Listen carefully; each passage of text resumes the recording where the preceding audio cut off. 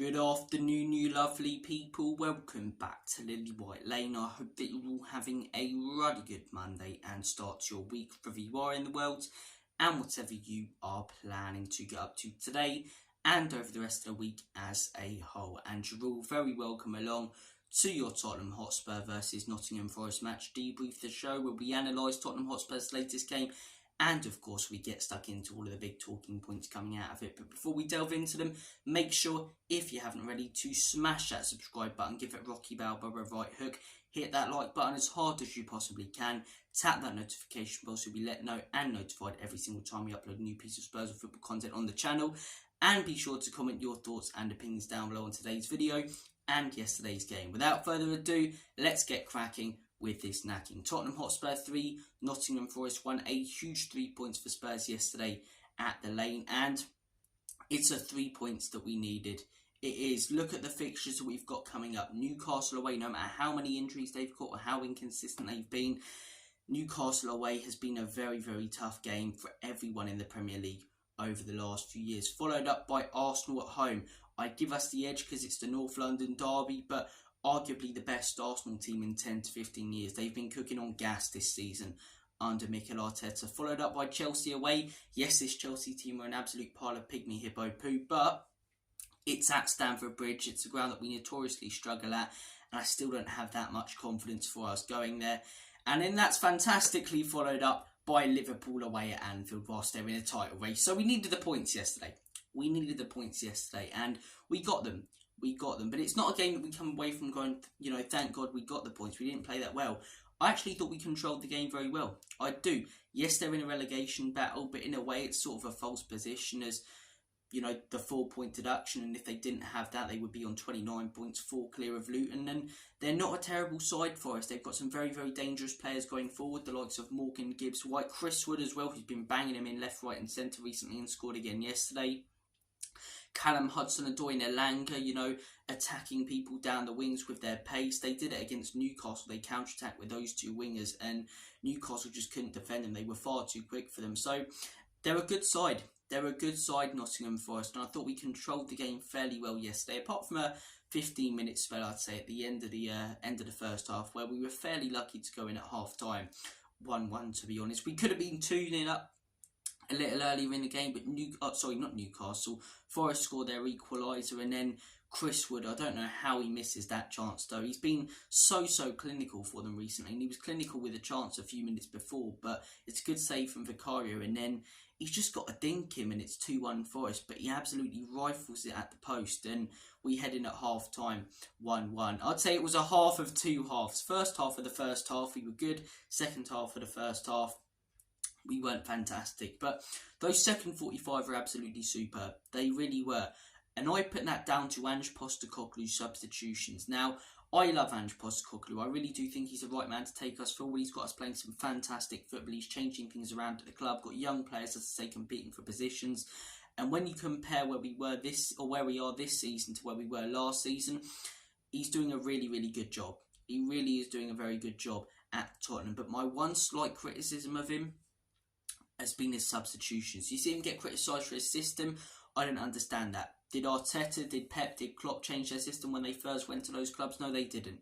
They didn't change their system because they wanted to instill it into the players. That's the only way these lot will learn how to play the football that Ange wants them to play. So I don't criticise him for that. But what I do criticise him for is sometimes the timing of his substitutions and the substitutions that he makes. A lot of games he's done it this season where he's taken off our attacking threat. An example is when we went to the Emirates earlier in the season. We were dominating and controlling the game. Looked like we were going to get the winner. He takes off Maddison and Heung-Min Son, and then all of a sudden we were on the back foot for the last 15 minutes, and Arsenal looked like they could nick it when really we were the better team in that game. And in terms of the timing of his substitutions, even recently, Fulham away, 1-0 down at half time. Make the substitutions you did in the 80th minute at half time, and we do not lose that game 3-0. Because the minute he makes those subs, the minute he brings on Pierre-Emile Højbjerg, the minute he makes changes, as I say, to that midfield and that attack, we should have scored more. We should have scored more than we did. We scored nothing. We should have got 2 or 3 goals. Werner missed an absolute sitter. We had some big chances. So At times this season I've been critical of him because of the timing of his substitutions and the substitutions he's made, and at times they've cost us in games and stopped us having any attacking threat. But yesterday, Postecoglou deserves a lot of praise because his substitutions, in my opinion, got us the win. Yes, we were the better team in the first half, and yes, we were playing some good football, but the midfield looked far too static. We could see that, as I say, me and my dad watching at home, and he brings on Højbjerg and Bentancur for Sarr and Bissouma. They completely changed the game, as I say. They're not as static, they're moving around, getting into space, linking up play well. And it's no surprise that he makes those changes, and 20 minutes later we find ourselves 3-1 up. So I think if you're going to criticise Ange Postecoglou when he gets his substitutions wrong, you should give him a lot of praise when he gets them right, especially when getting them right means that we pick up points. And yesterday, he got it absolutely bang on. I've seen a lot of people saying he should have started with Højbjerg and Bentancur. If he did, he probably would have been criticised for that and not playing Sarr and Bissouma. So I was quite happy with the lineup. Obviously, Sarr and Bissouma weren't quite clicking in the midfield. He makes those changes. We look a lot more solid in those second 45. Nottingham Forest didn't offer up any threat. Whilst a lot of that's down to them not playing as well, a lot of it's down to us and really, really controlling the game, even more so than we did in the first half. And we scored some brilliant goals yesterday. Pedro Porres for the third. Lovely little flick on from Bentancur after a good ball in from Madison, and Porro rifles it in. And that second goal, that was sexual. What a finish from Mickey van den Ven. Absolutely fires it into the back of the onion bag. What a player that guy is. I keep on saying it video after video. If he was playing for Real Madrid, for Man City, for Arsenal, for Bayern Munich, he would be considered as one of the best centre-backs in the world. He's that good. It's only because he doesn't have that much quality around him, and we concede a fair few goals because of that, that he's not looked up, or he's not looked upon on the same level as someone like a Saliba or Virgil van Dijk, or, you know, the top centre-backs in the world, when really he should be already. Really, he should be already. He's, 22, 23, and he's consistently performing at a top level. Game after game, putting in 8 or 9 performances. The guy's absolutely quality, and if it wasn't for him getting injured this season, I believe we'd be 6 or 9 points clear of Aston Villa right now in 4th, maybe even chasing the title slightly. So, look, injuries this season have halted us a little bit. Mickey's definitely halted us, but it's so good to have the guy back. We've had him back for a few months now, and as I say, he's got back right where he left off. He really has. He's been fantastic for us all season in every game that he started and played in.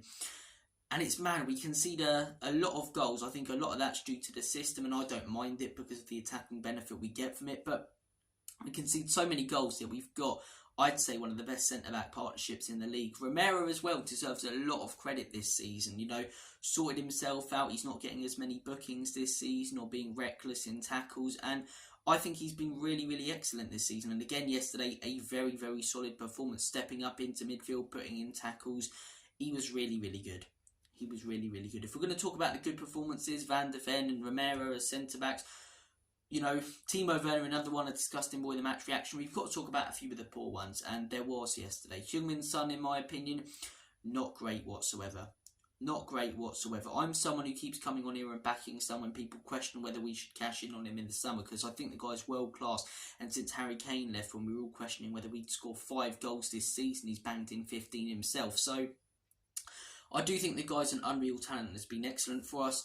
Last 2 games, though, far too static, far too slow, not making the runs that we'd want him to, sort of just standing in the box waiting around. Yes, he gets the assist for Van der Ven, but that's more due to Van der Ven taking a touch on the outside of his boot and then rifling it in. Heung-min Son just didn't look like he knew where he was going. I don't know if it's something that Ange'S told him to do, but he seems to have lost a little bit of that flair. He's still banging in goals, and if you give him a chance, as I say, he'll put it in the back of the net for sure. One of the most clinical players in world football, but he's not taking as many shots from outside the box. He's not doing as many adventurous things as he was under Antonio Conte and Jota. I don't know, as to say, if that's a systematic thing and that's the way Ange wants his striker or winger to play, but I'd like to see Son, when he gets the ball on the outside of the box sometimes, have a pop, because we know the ability's there, and we've seen you have a pop from outside the box so many times, Nick curling to the top corner of the net. So not great from Heung-min Son yesterday, but I don't think it's a serious cause for concern, or, you know, we should be ranting or raving or questioning whether he's good enough for Spurs.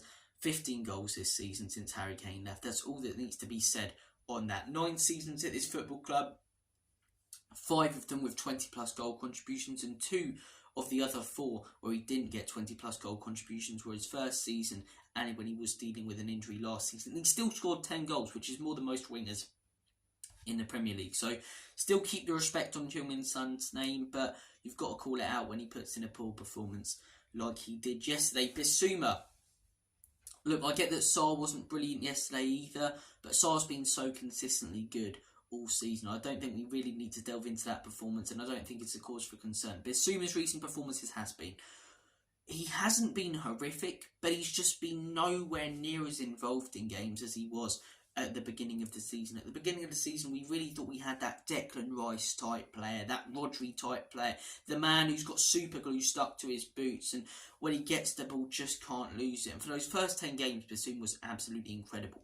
I'd say since that Luton red card, not good enough. 6 or 7s out of 10 every single week. And whilst that's not terrible, as I say, he's not coming on the pitch and dropping an absolute stinker, it's just nowhere near the level we expect or saw from him at the beginning of the season. And in my opinion, we can't trust inconsistent players to produce occasionally if they're not going to do it consistently.